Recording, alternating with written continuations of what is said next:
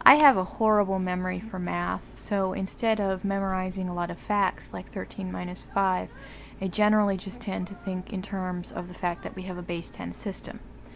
So if we're doing a subtraction problem like 13 minus 5, you can't take 5 from 3.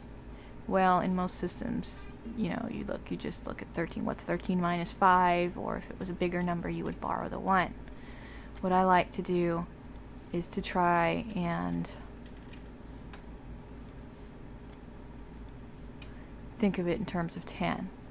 The difference between 5 and 3 is a 2. And what you need to add to get back to the 10 is 8. So the answer is 8. This works for a lot of different types of problems. Actually works for all of them. It also allows you, if you think this way, to go ahead and think in terms of other base systems. So we're not going to worry about that right now, but let's look at another problem using base 10.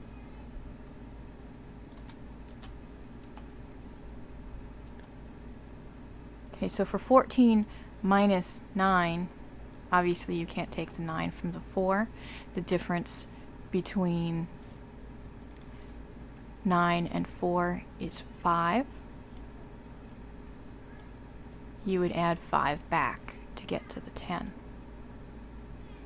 So as long as you know your tens facts, you don't need to be memorizing 11 minus or 12 minus or 13 minus or any of those. Let's look at another one. This time let's use a bigger number. Let's say 97 minus 8.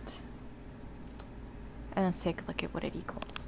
So obviously you can't take the 8 from the 7, so in regular terms you'd say that you're going to borrow 1. We're still going to do that kind of thing the same way.